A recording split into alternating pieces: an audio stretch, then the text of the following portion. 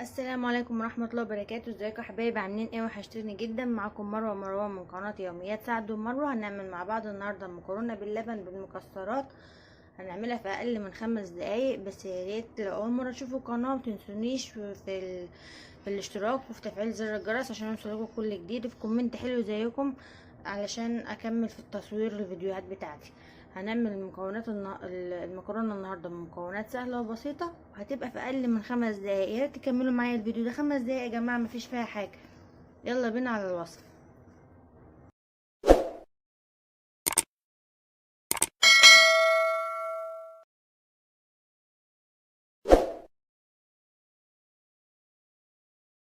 هنا طبعا اللبن ده كيلو لبن. انا كيلو لبن بحطه على كيس مكرونه. هحط هنا رشه الفانيليا.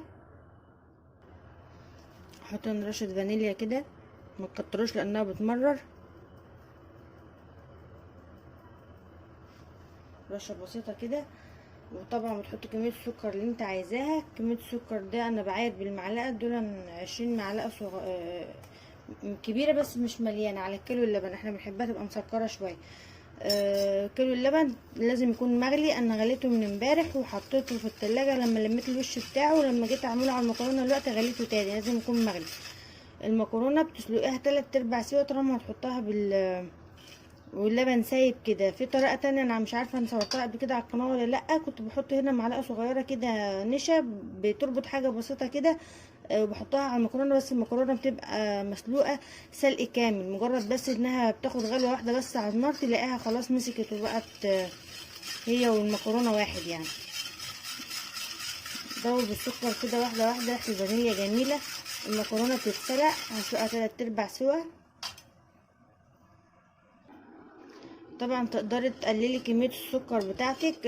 انا قلبتها لحد ما دابت كلها. هنزل عليها بقى بالمكرونه. المكرونه بنسلقها من غير اي حاجه، مجرد انت بتغلي الميه بتسلقي فيها المكرونه بس من غير اي اضافات. ولا بتحط ذره ملح ولا بتحط ذره سكر ولا بتحط زيت ولا بتحط اي حاجه. الميه مغليه وفيها المكرونه. معايا هنا المكرونه. سلقتها في ميه بس زي ما قلت لكم من غير اي اضافات. سلقتها 3/4 سوا. وطبعا هي بتتسلق اي مكرونه عامه بتسلقيها لازم تقلبي فيها كل شويه علشان ما تلزقش في ارضيه الحل.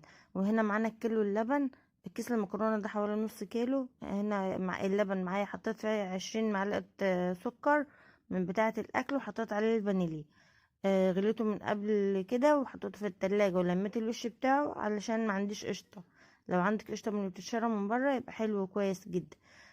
دلوقتي هنا حطيت اللبن على المكرونة. هحط هنا بقى المكسرات. اي مكسرات موجودة عندك تقدر تحطيها، وممكن تعملها من غير اي مكسرات ومن غير بشر ولا زبيب لو انت ما بتحبش الحاجات دي. هنا انا هحط بشر وزبيب بس. تقدر تحط فول سوداني برضو. انا حقيقة كان عندي بس كسلت اقشره بقى. أنا ببقى اجيب كمية احطها في الفريزر كده، وما باجي اطلعها بتبقى لسه مقرمشة زي ما هي وكريسبي. يا دوب بس بقشرها وبكسرها نص تكسيرة كده بس في الهون بايدي الهون. هنا حطيت البشر والزبيب زي ما انتم شايفين. آه، عندك معلقة سمنة بلدي بتديلها طعم تاني، بتوديها في حتة تانية. بتحطها برضو في المرحلة دي بتسيح على الوش. ما عندكيش تقدر تحطي معلقة سمنة عادية لو عندك سمنة يكون طعمها حلو زي كريستال او حاجة من الحاجات دي.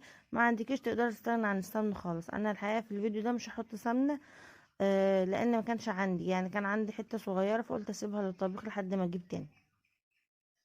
وما حسيتش بفرق خالص لان هي كده كده يعني. السمنه العاديه هتدي بس تحميره ويا طعم بسيط كده مش زي السمنه البلدي. انا حطيت معلقه آه، الطبق بتاع الوش فضيته على وش المكرونه كده بالتدريج زي ما انتم شايفين. هتديلها طعم حلو قوي وهيديلها شكل حلو قوي زي بتاعه المعمر كده من فوق. بجد جربوها بالطريقه دي وهتعجبكم ان شاء الله. احنا بنحب الطريقه دي جدا، وبنحب اللي هي اللي بتتعمل برضو بمعلقه النشا او الكاستر. هبقى اعملها معاكم مره برضو مره تانية كده واصورها باذن الله. انا الحقيقه عملت ال... الصينيه دي عاملاها الساعه 6 بالظبط قبل الفطار.